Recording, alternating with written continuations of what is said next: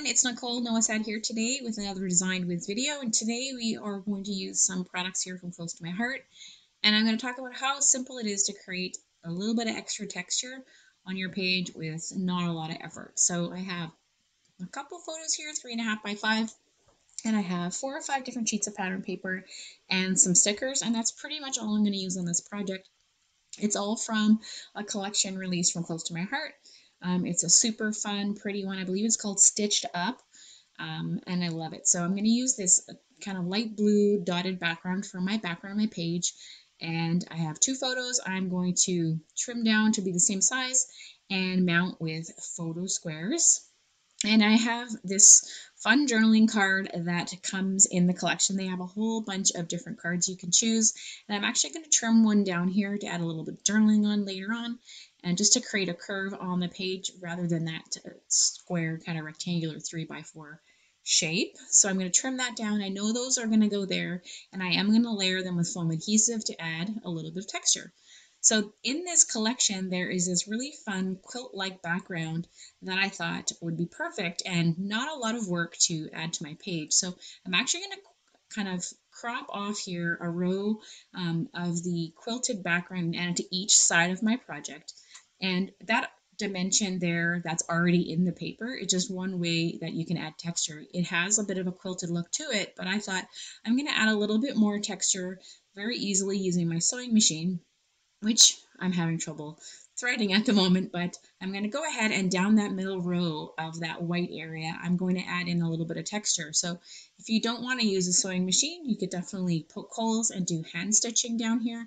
That would be really pretty. I'm going white on white just to add a subtle texture, but you could definitely choose any of the colors that are in this pattern paper for variety and add a colored stitching down there, whether it's through embroidery thread or through machine stitching. And I'm going to go a few times down that white zigzag area, but I do want to mimic that stitched kind of design that's already in the pattern paper. So this is just a really simple way of adding some cheap and easy texture.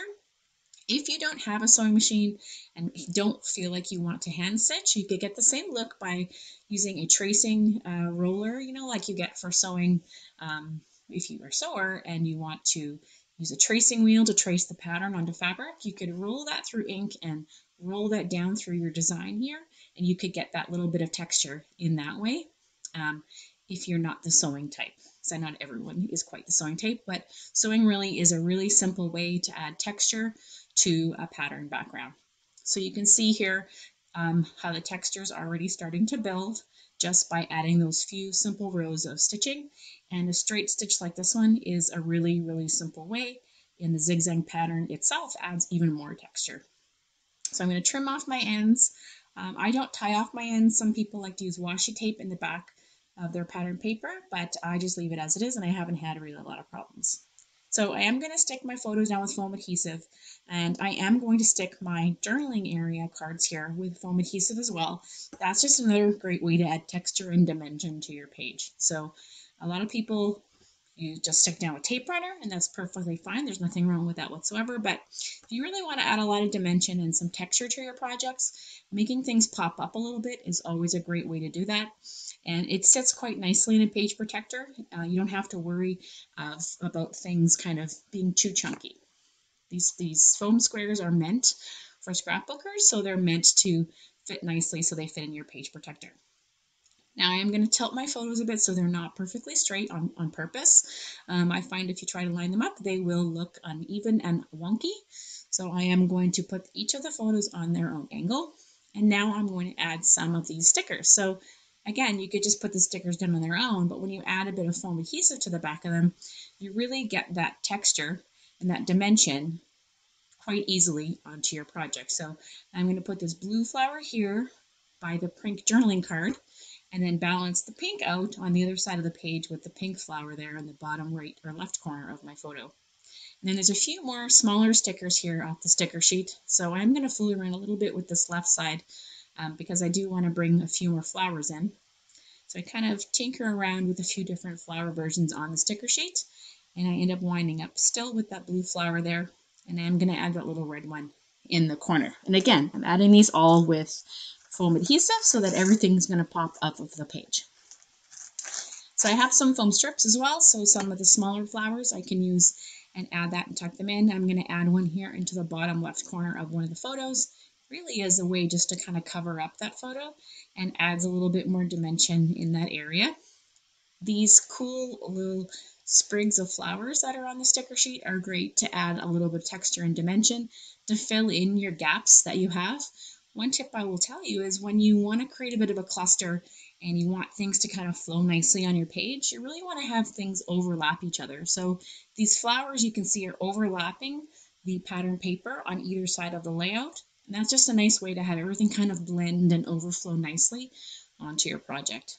You can see I'm using a lot of foam adhesive, and that's a super cheap and easy tip to keep everything kind of adhered really nicely, to be honest. It sticks really, really well, and to add a lot of that dimension, that texture that you really want to have on your page. Now you could go ahead and fussy cut even smaller flowers, but I think the ones that I have here from the sticker sheet are just enough that you don't really need to add a whole lot other items. I am going to go grab some enamel dots here by Cartabella and add some of those throughout the course of the floral groupings here. And again, that shininess just adds another texture.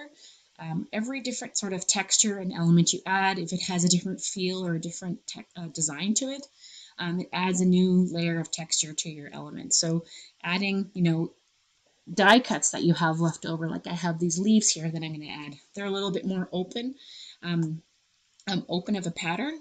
That's going to add a little bit more texture to your design to allow the pattern paper underneath it to kind of peek through a little bit. So I'm going to tuck a few of these in using glue dots. And you can see I'm just going to tuck them in to my floral groupings so that the pattern paper still kind of peeps up behind it. And all those different layers all have different textures. So it's nice and soft from the pattern paper. The cardstock stickers make a bit of a different dimension. There's gems I've put on that have a bit of a rougher texture. And I'm actually going to go back in later on, you will see, and add some wood buttons to the center of the flowers that come in stitched up collection by Close to My Heart.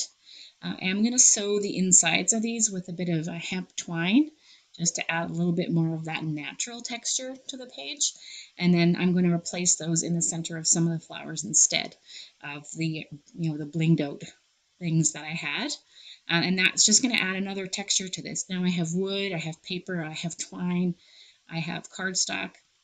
I have lots of layers from the pop dots that have been used, and that is just a lot of different simple and easy textural elements. I even have glitter from the washi tape that I used to add little photo tabs along the top of both of the photos. So a really fun way to add tons of texture without a lot of bulk. You can easily get these buttons stitched and stuck on with a glue dot in no time. All that's really left for me to do at this point, once I get this last little button, is to add a few bits of journaling, which I will do later on to that journaling card that I have there underneath one of my photos. So there you go. Just a few simple tips on how you can create lots of texture with just a few supplies. So here you can see a few close-ups of all those little bits on the page.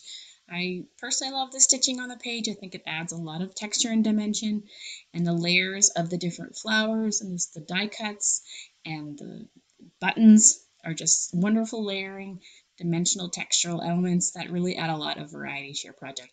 I hope you've enjoyed this one, and I'll see you again soon with Design with Nicole. Bye-bye.